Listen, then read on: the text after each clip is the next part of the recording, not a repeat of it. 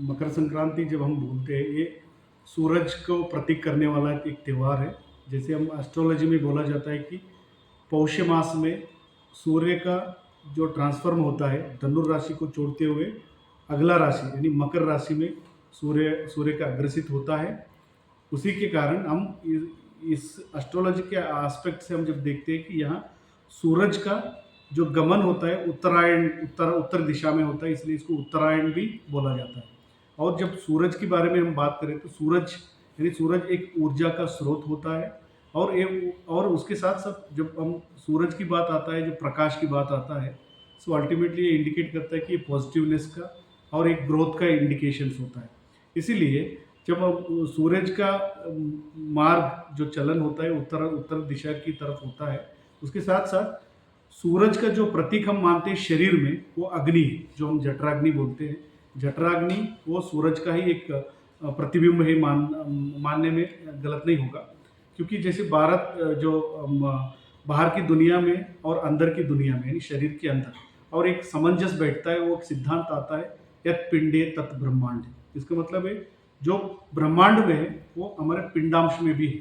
और जब बाहर के दुनिया में जो मौसम उत्पन्न होते हैं, सर्दी का मौसम हो, गर्मी का मौसम हो, बरसात की मौसम हो, ये उत्पन्न होता है सूरज का, चंद्रमा का और वायु का गमन से उत्पन्न होते हैं। उसी तरह शरीर में भी स्वास्थ्य के स्तर में ऊपर नीचे होता रहता है, वो कारण होते हैं वात पित्त कफ।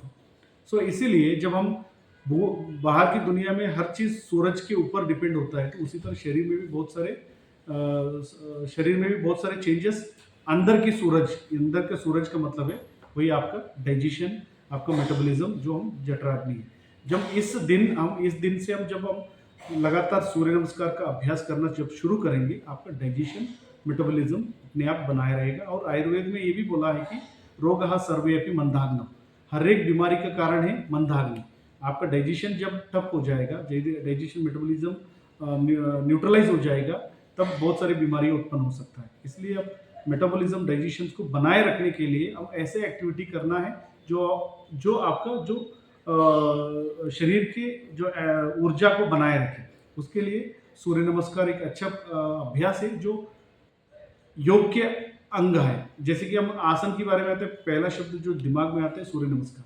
जब व्यक्ति हर दिन सूर्य नमस्कार, इसमें 8 आसन आते हैं जो 12 स्टेप्स में किए जाते हैं। हम लगातार रोजाना एटलीस्ट 24 घंटे में 24 मिनट हम 12 टाइम सूर्य नमस्कार अभ्यास करते रहे तो आपका डाइजेशन मेटाबॉलिज्म अपने आप सही रहेगा। जब डाइजेशन मेटाबॉलिज्म सही रहेगा, आप जो भी आहार सेवन करेंगे उसका अच्छे से पचन होगा, उससे आए हुए सभी न्यूट्रिएंट्स सही तरीके से अंग प्रत्यंग पर जाएगा। और इसके साथ साथ सूर्य नमस्कार का बहुत सारे शोध कार्य भी हुआ है। उस शोध कार्य ये बोलते हैं कि लगातार हम सूर्य नमस्कार 24 बार करने से आपका जो हाइपर कोलेस्ट्रीमिया लाइक कंडीशन है, जो शरीर में जो मोटापा उत्पन्न होता है, हाइपर कोलेस्ट्रीमिया बोलते हैं, हाइपर कोलेस्ट्रेमिया बोलते हैं, इस तरह बीमारियों को भी नियंत्रित हो जाता है। और पीसीओडी हो, हाइपोथायराइडिज्म है, ऐसी बीमारियों को भी नियंत्रित करने के लिए आपका मेटाबॉलिज्म सही होना है। वो जो सूर्य नमस्कार आपको मेटाबॉलिज्म सही करने का प्रयास करता है। इसीलिए हम मकर संक्रांति के जो सूर्य का प्रतीक है उसको देखते हुए हम आज की तारीख को हम सूर्य नमस्कार का एक मास प्रदर्शन हमने करवाया था। सर